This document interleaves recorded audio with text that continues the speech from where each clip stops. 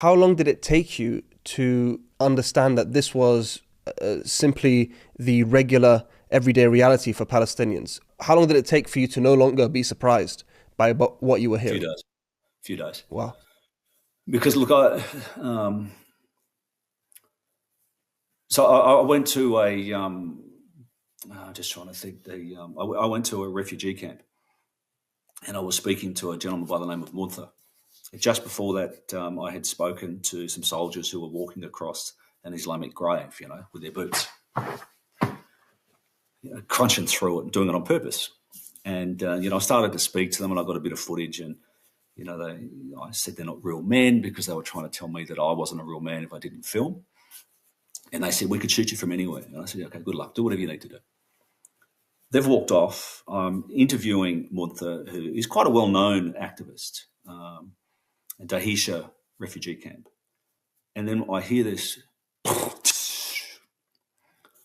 and it's an M16 round that they had walked down around the corner and shot, not at me, but towards me, just to say, we'll take a pot shot.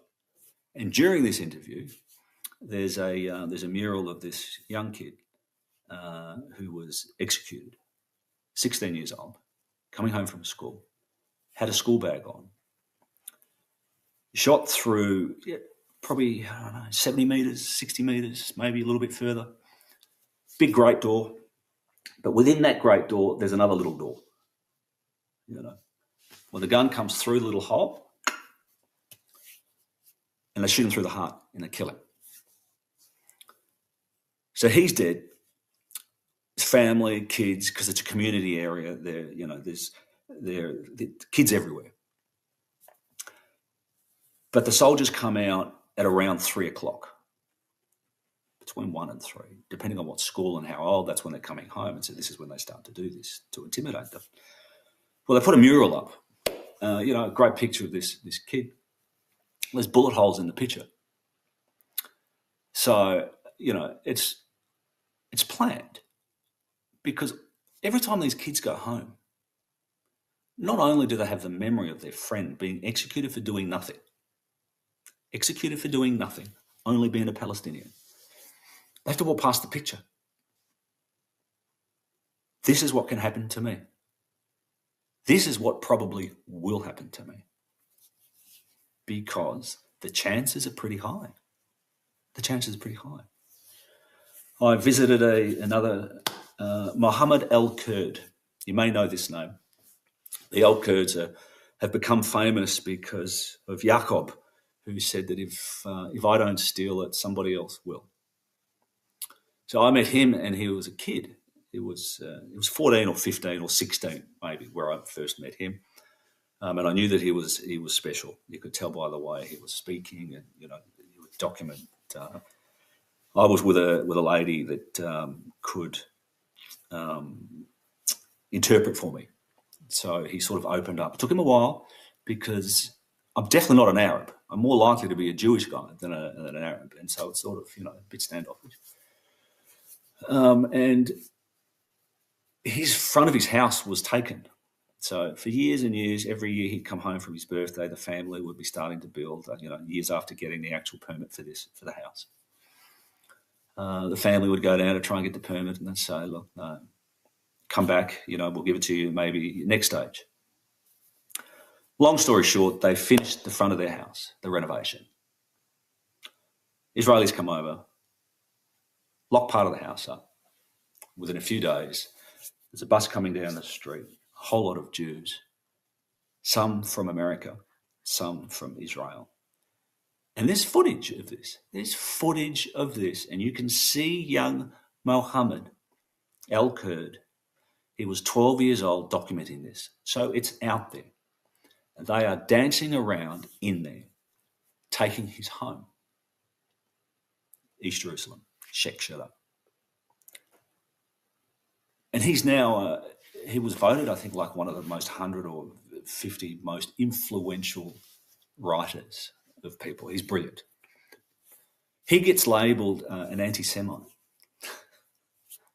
He gets called an anti-Semite for speaking out of a people that have taken his house, stolen his house, whose entire job, they'd only be in there for 3 to 6 months because they were supposed to be so noisy, loud, intimidating, so the old Kurds would leave.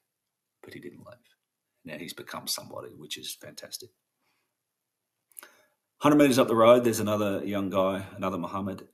He had just got out of jail because he stuck up for his...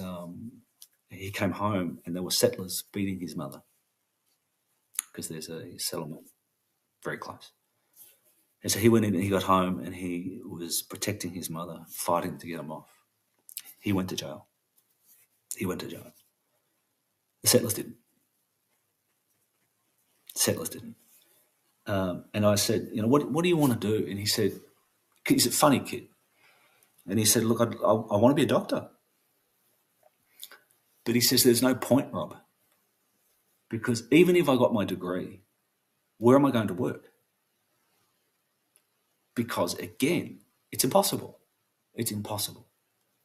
So he's not going to bother. You know, then working another day walking around and I see a carriage load of cars and cars with flashing lights, people with balaclavas on. And I thought, geez, what's going on here? And this is the crew, you know, the crew. It's the demolition crew. So they're coming, and they were there between 1 and 3. I can't remember the time, 1 and 3. I've got a photo of it. I've got a photo and of evidence of everything I've seen. I've got photos of it. And there's a family of kids, you know, the young girls in the hijabs that just come home from school. And this is when they come to demolish their house. There was maybe 9 to 12 people living within this house and a half, all there with their school books and their school bags. And you're sitting there looking, and then so one of the guys I was talking to, he started off with a balaclava. He took it off at the end. I don't know if he was overly comfortable with what he was doing, but he knew that he had to do it. There was no ifs or buts about it. He had to do it. And so when you see a family like that, because they've got nowhere to go now, there isn't anywhere to go.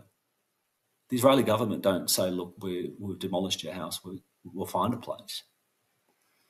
And people have the audacity to wonder why the Palestinians have an issue with the Israelis. I'm one guy walking around, one guy, no film crew, and I'm seeing all of this. It is an absolute disgrace that any Western government can allow this to happen. Any Western government. Nobody can possibly say that they don't know. Nobody can say these things. Nobody can say, I should have done something, because you can do something. It's the time. And we're sitting here now, October 7. And I've said this before, and I'm going to keep saying October 7 changed the world. Israel, it was the beginning of the end for Israel. It is the time that the world saw them for what they are. I saw them for what they are in a smaller amount in 2014, in the little sections. I'm not surprised at what they do here. By seeing these, the ones through the occupied West Bank, I can see exactly those guys doing the same thing throughout Gaza. And the world has woken up, and we will be sitting here one day and we will discuss how good the liberation of Palestine was, but why it took so long and why it took so much blood. Every single Palestinian person, every single Palestinian, every single one of them has to be remembered. Every drop of their blood is going towards the liberation of Palestine. And every single person that participated in it will never be forgotten.